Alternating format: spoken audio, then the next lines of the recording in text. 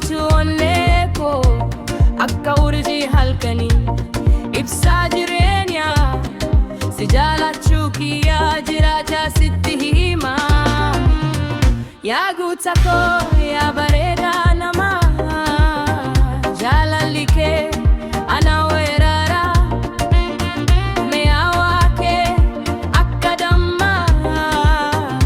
si malee guyyaa naaf dukkanaa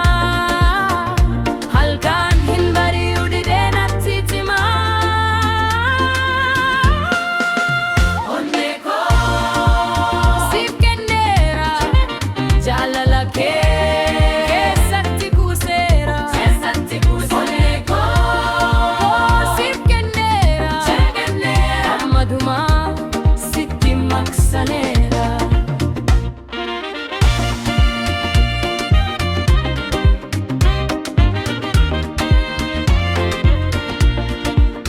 yoo ati kofaltu addunyaan naaf ifti si arguun kofti lubbuun koo tasgabofti